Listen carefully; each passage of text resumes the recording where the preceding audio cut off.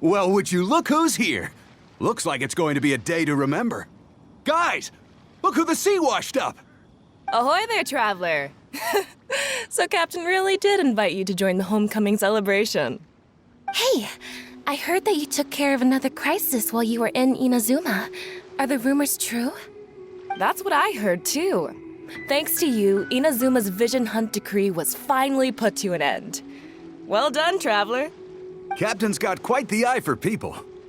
She said she was sure that your trip to Inazuma would stir up some waves.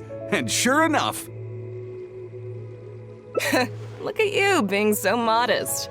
We all know what you did to protect Liyue Harbor. I've heard that they tell stories about you in Mondstadt, too. The honorary knight. Pretty impressive. I'd say someone of your caliber would be right at home in the cracks. Right, sailors? That's right. Wow, I'm getting excited just thinking of being the traveler's crewmate. Hey, what do you say we arm wrestle? I was worried you'd be too busy to show up. Oh, Captain on deck! Captain, we were just trying to talk the traveler into joining the crew. Yeah, come on, Captain Bэй Dou. Surely you've got a way to get the traveler on board. Well, she's on board right now for the celebration, isn't she? Yeah, but just one celebration together is not enough. You know what we mean, Captain. All right, I get it now. There is something special about you, traveler. You earned everyone's respect, myself included. So it goes without saying that the Crux would be honored to have a crew member such as yourself. No doubt about that. But then again, a hero like yourself doesn't just set off on a journey without some bigger purpose in mind. So should a hero really drop what they're doing just to spend day after day drifting at sea with us? Well, if that were the case, then the Crux, known for always moving forward to the next horizon, would instead be holding someone back. Right. I guess we didn't think that part through. Remember, rather than seeking out strong members to join us, you should be focusing on making yourselves the strongest that you can be. If we are powerful, they will come to us. Isn't that why everyone here chose to come aboard in the first place? Yes, a strong sailor is always looking for a sturdy ship. I guess I almost forgot the first lesson you ever taught me. Thanks for the reminder, Captain. Just be sure you all keep that in mind. Now, there's no more need to hound the Traveler, as you were. The Traveler and I have something to discuss. I'm glad you came. Welcome back aboard.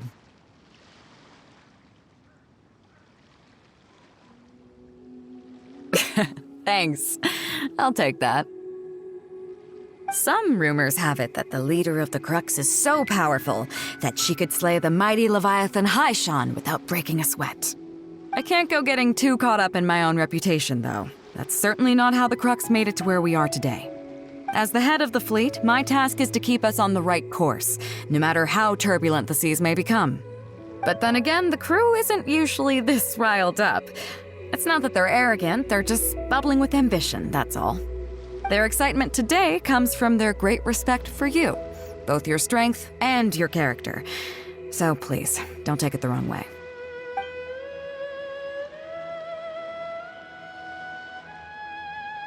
Oh, is that so?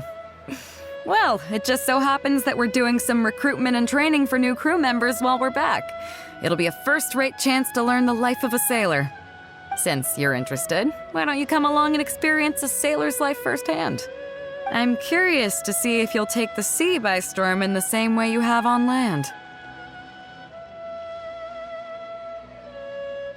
Nice. Come with me. Let's see how big of a splash you can manage. Chief Mate Juza's breaking in the newcomers, but I think we can spare you the tedium of that. After this, the new crew members will be arranged into 2 teams for more specialized training, according to their own aptitudes and the needs of the fleet. One team will learn comprehensive survival skills, including maritime emergency rescue, marine meteorology, psychological counseling, and so on. They will serve as the support team for the fleet, ensuring safe navigation. That's why we call them the Shield of the Crux. That's right. you catch on quick. As one might expect, we call the other team the Spear of the Crux, because they'll be learning about naval warfare. They'll make up the armed portion of our crew. Also, they're responsible for handling the fleet's cargo deals. So, what do you think? Which team is for you?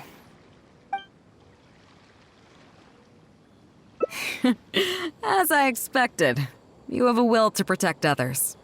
There are two main subjects that the Shield of the Crux focuses on: survival knowledge and entertainment. As I was saying earlier, survival knowledge includes prevention of injuries and diseases at sea, navigation and cartography, basic meteorology, etc. You can go learn about these skills from Genshin, Hoixing, and Liushi. They're all seasoned hands in their respective fields. Each sailor has their own strengths and weaknesses. I'm no rookie, of course, but you shouldn't underestimate the knowledge of the crew. If there's anything I'm most proud of in the fleet, it's my people. Go and get to work. I'll have some questions to test you later. I look forward to seeing how you do.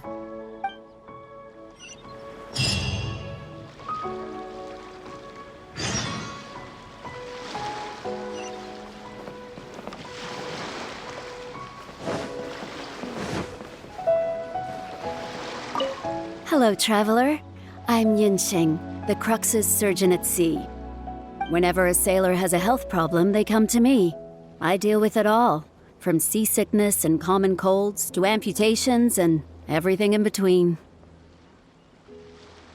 Oh, I presume the captain arranged this, correct? All right then, let's begin. First of all, let me ask you this. What do you think is the biggest danger that all new crew members face?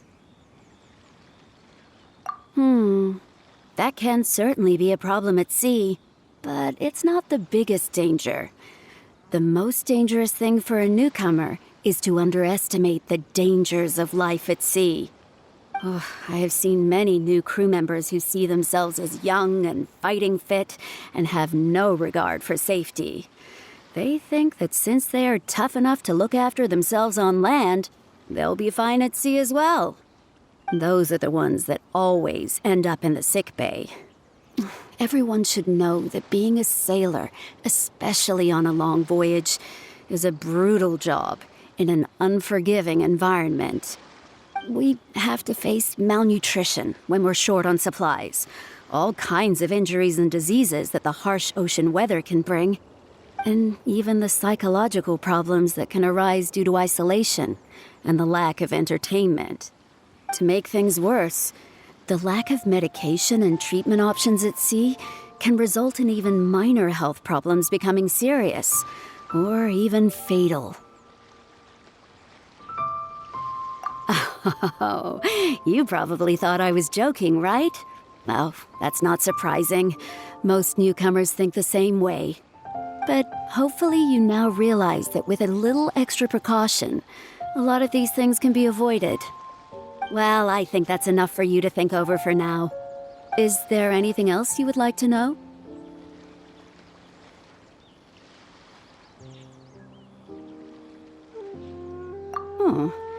Are you concerned about them?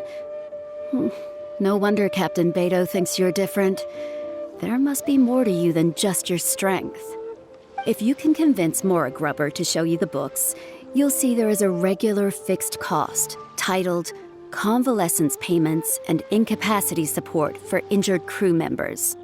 Regardless of the fleet's income, those who have fought alongside us will certainly receive their compensation every year. Some of those that have returned to land have started small businesses, while others have chosen to go out traveling the world. The money is intended to allow them to live their lives as freely as possible. I'm sure being based on land helps a lot with that too. Still, we can't pretend like it solves everything. They call them life-changing injuries for a reason, you know. But if nothing else, it's good to know that while Captain Bэй Dou is in charge of the Crux, no one will get forgotten. Is there anything else you would like to know? Captain Bэй Dou? Well, out of everyone I've met, she probably values people's lives and safety the most. Although I'm just a doctor, Bэй Dou has given me the full authority to send any newcomers who I don't see as fit for service off the ship until they are ready to come back with the right attitude. Every time we're stocking up before a voyage, medicine takes top priority. I'm even allowed to choose the suppliers, regardless of the price. We have adequate budget for medical expenses. Do you know what Morgrubber, our bookkeeper, calls this? A significant financial risk. But Bэй Dou knows the importance of having a healthy crew. That's why she has authorized me regardless. She places her full trust in me and believes that I can solve these problems. Of course, I have proven her right. So, to answer your question, that's how she thinks. Is there anything else you would like to know? Wow, my pleasure. Okay, let's leave it there then. Be sure to take good care of your health.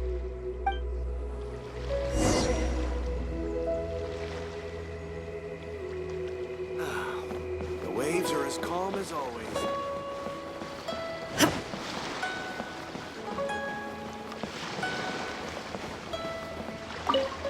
Sorry about earlier, Traveler. We were so caught up on getting you to join the fleet that we didn't notice we were going a little overboard. Good thing the captain stepped in. Oh! Well, in that case, you have come to the right person. I'm not just blowing smoke. You're looking at the most talented navigator in Liyue Harbor. I'll start by introducing some chart reading essentials for new sailors. Feel free to interrupt if you have any questions. Let's start with what to look for when you get a set of complicated charts. First, you should always look at any indicated shorelines, islands or reefs, water depths, hydrological conditions, and other hazards. With these features in mind, you can answer the basic question of, can I chart a safe course through this area?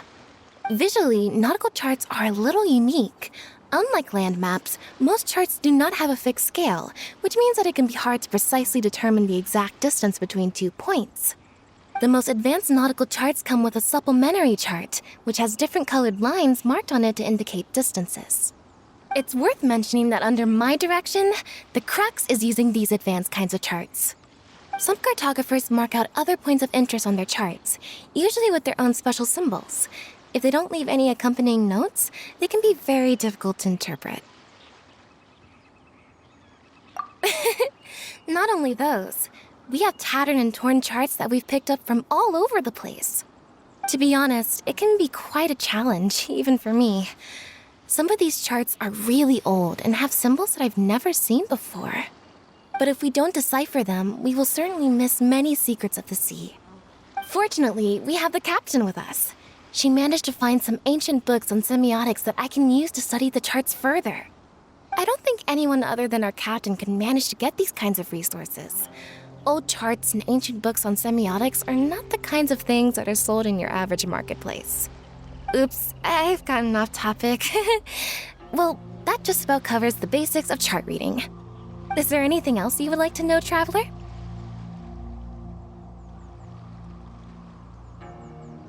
Drafting charts? That's certainly a more advanced topic. To be honest, I've only attained a smattering of knowledge in that area. The charts we are using now are just revised versions of the ones left by the previous navigator. So my mapping experiences have been primarily limited to updating our charts to reflect changes in the sea. I think you can ask Captain Bэй Dou more about cartography. One time, the fleet sailed into an uncharted area by mistake.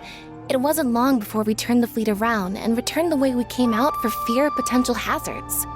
But Captain Bэй Dou still managed to draft a simple chart of the area we sailed through for if and when we explore the area again. Incredible, isn't it? I was amazed to see that the captain could even do cartography. Because I have the talent, and she doesn't want to let it go to waste.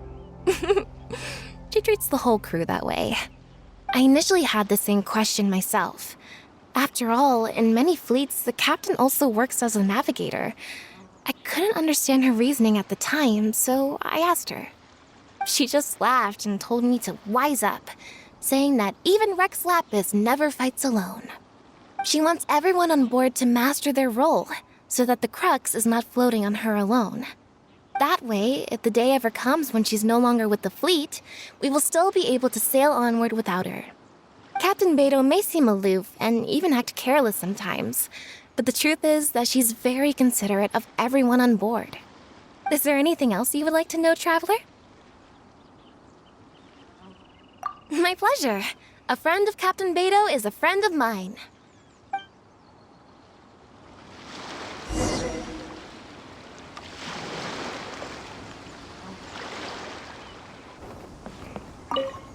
Hello, Traveler. Are you here to learn about marine meteorology? In my line of work, I've got to have a pair of sharp eyes. I saw the captain showing you around the training grounds, and then you went to see Yingxing and Huixing. So I figured that she probably wants you to get to know the life of a crew member.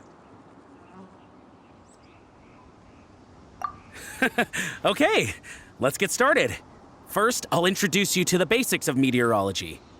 Marine meteorology basically means keeping tabs on the weather as well as other ocean phenomena, so things like sea fog, storm surges, waterspouts, and so on. These are all potential threats to safe navigation.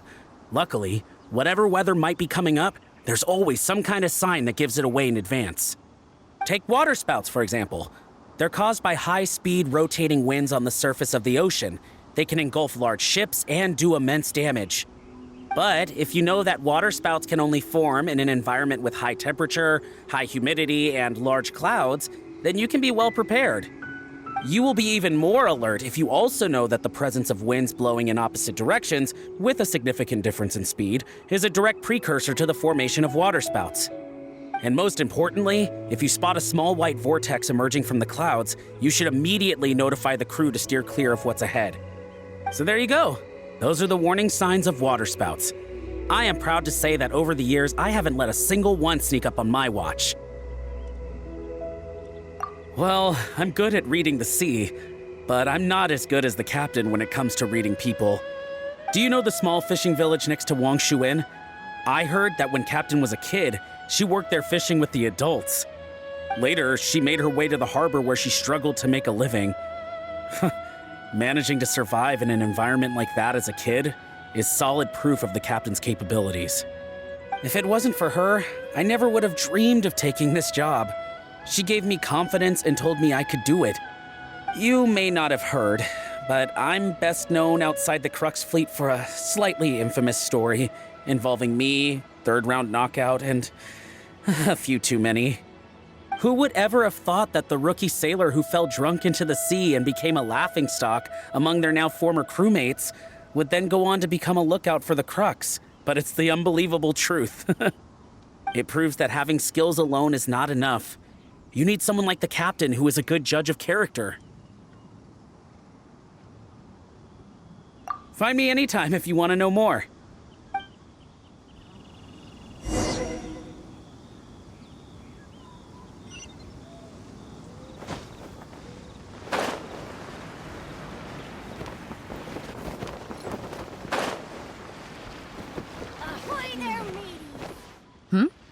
So you've already finished talking to the crew, huh? I thought it would take you a while longer. So, what did you think?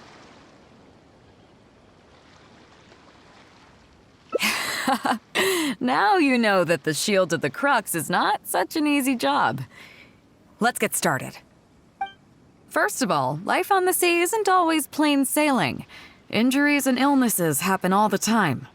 But what is the single biggest danger facing crew members?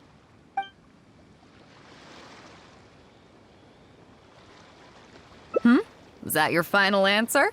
All right, on to the second question. As you've just learned, the fleet plots its route using nautical charts. The charts used by the Crux have additional charts attached. The supplementary chart has lots of lines in various colors for added reference. What is the purpose of these lines?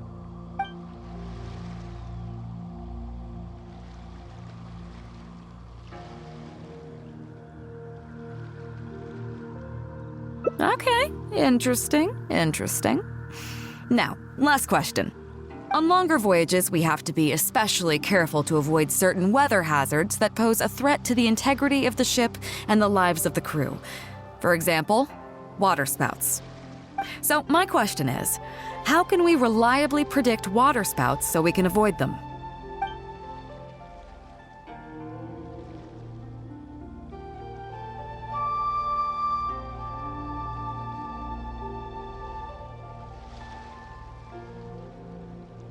Okay, those are all my questions. Do you want to know how you did? Now then, let's see. Out of these 3 questions, you got a total of 2 correct answers. Huh, not bad. After all, you didn't have much time to prepare. Plenty of people get through their whole training and still don't do this well. It seems that your survival know-how is now up to the standard required of qualified crew members. Time to move on.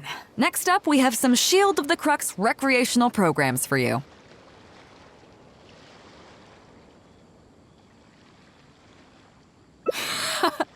Don't worry, all our recreational activities are respectable and, above board.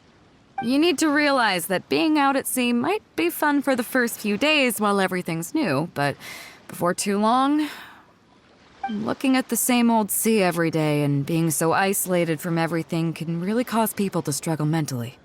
That is why regular recreational activities are an absolute necessity. We offer a lot of fun courses for our newcomer training, including fishing, photography, chess.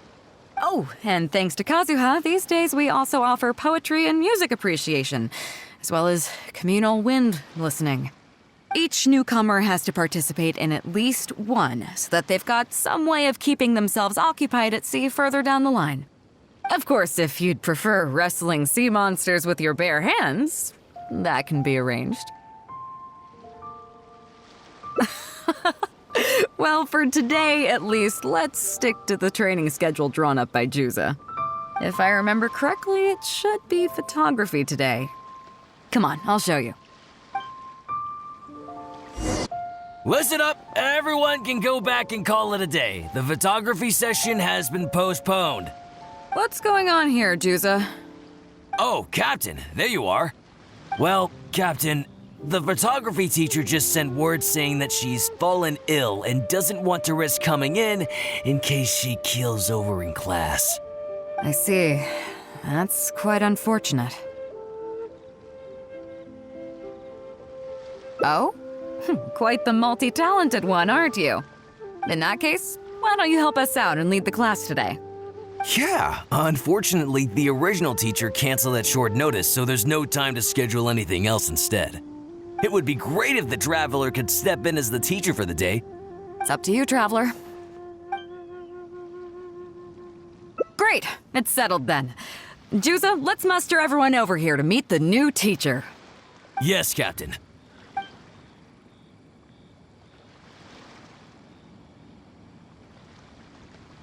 Okay, that's 1, 2, 3. Oh. That should be everyone. Take it away, Traveler. Oh yeah? What's that? Fair enough. It seems like you already have someone in mind. So, who will it be?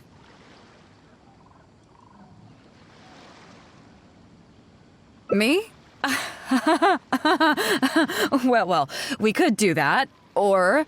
Guyunstone Forest looks extraordinary today. It'd be a pity to not capture the scenery for posterity. So how about we snap Guyunstone Forest for today's class? Then there'd be no need for a model. Come on, Captain. We talked about this. The photography class is supposed to be portrait photography. Have you forgotten? Scenery looks nice at first, but it gets boring after a while. I bet it'd keep the crew more entertained if we got them learning portrait photography so they could record moments in each other's daily lives. Those were your exact words, Captain. Were they now? Strange. I don't seem to remember anything about that. Well, then in that case, how about Huixing? I bet she's perfect for the camera. Or Fuzhong. Or Mora Grubber. Even little Yue. Seriously, Captain? Little Yue? You're just trying to wriggle your way out of this. This isn't like you. You are the captain, after all. Of all of us, you're the best suited to being a model. I agree. You were the one who invited the Traveler to be the teacher, so you should cooperate, Captain. Besides, Captain, you've never had your photo taken. It's high time you got one. You know, a heroic and striking kind of picture. We can even use it to promote the fleet during recruitment. Real funny, guys.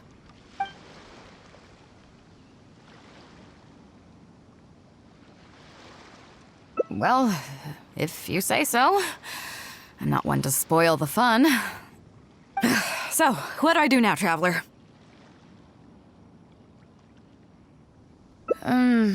Like this? You're kidding, right?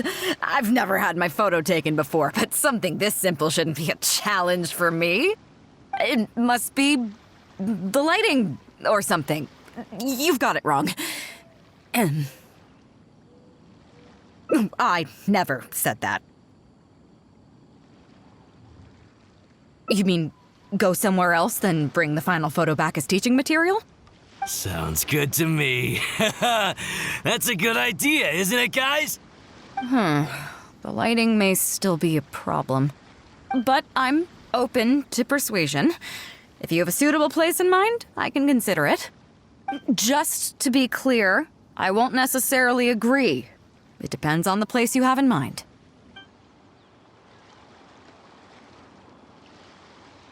The fishing village near Wangshu Inn? That place is deserted now, isn't it? How do you even know that place anyway? It's tiny. I don't think I've ever seen it on a single map.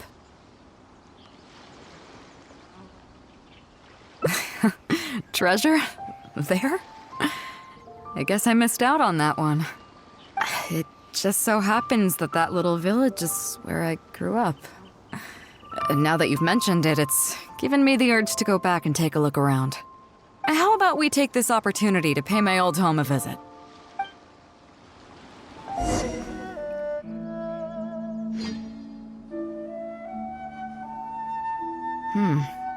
It's certainly seen better days. It was never that impressive, but at least back in the day, it was a lively village and home to several families. I wonder how long these last few old houses will remain standing. Nothing as dramatic as you might think. A few small incidents occurred, and then people began to leave. Come on, let's take a walk around. People used to call this place Downriver because the villagers apparently moved here from a place called Upriver. With them, they brought their knowledge of fishing, which had been passed down from generation to generation. I learned a lot from them when I was here. Now Upriver is long gone, and Downriver is all but deserted. It won't be long before no one even remembers what these places are called. Tu Zhong. Zhong. I barely remember this name. You're right. I was only about 5 or 6 years old when I first arrived here. I was homeless and had to wander around the streets. I remember finally managing to find half a rice bun, but then a stray dog jumped out and snatched it away from me. Half a rice bun was not something I was willing to give up so easily at the time, so I chased it all the way to this neighborhood. Then a few fishermen saw us running and stopped me. They were kind enough to give me some food. Seeing me stop, the dog also stopped running. But straight away it keeled over and never got up again. Maybe it was too tired, or maybe it had starved to death. I went over and saw that the dog still had the half rice bun in its mouth. It didn't let go even at the very end. Poor thing. Had I known the dog was so weak, I would have let it take that half rice bun. I could tell they were wary of me at first. I was the dirty little kid who had just chased a dog to death over some scraps of food. But I got lucky. The village chief took pity on me and brought me to their home. That's how I ended up staying here.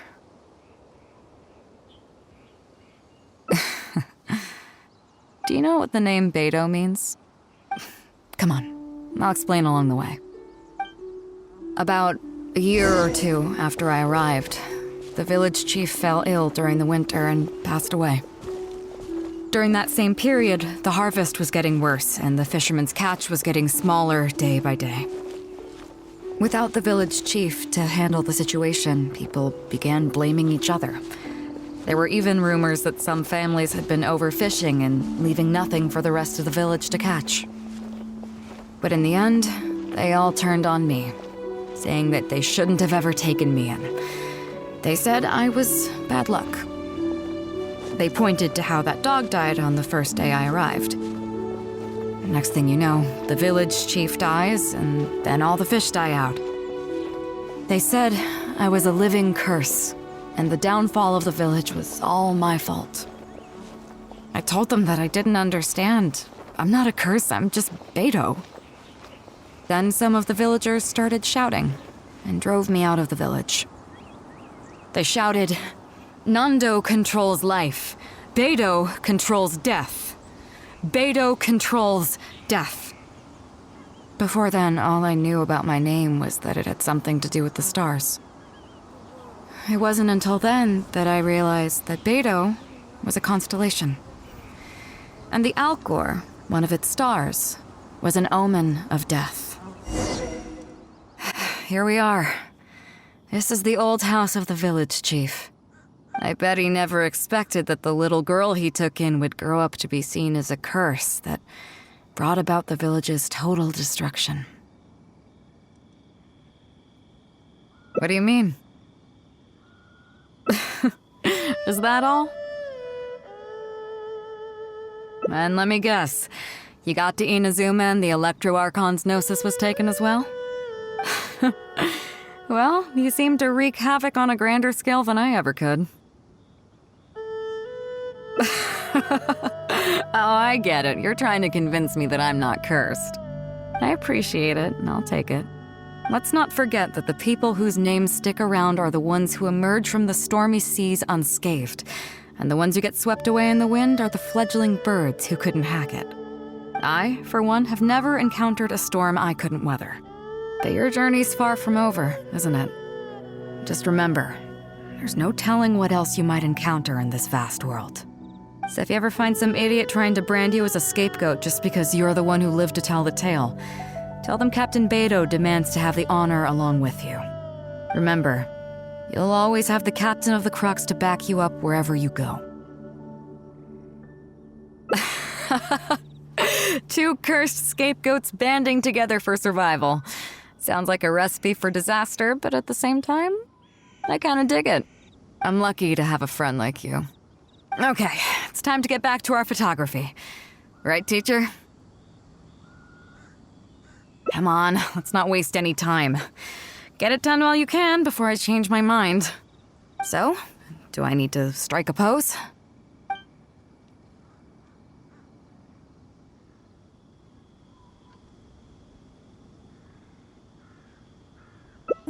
What? The nerve! What do you think this is? I don't want to do this whole modeling thing. Hey, cut it out. No more pictures.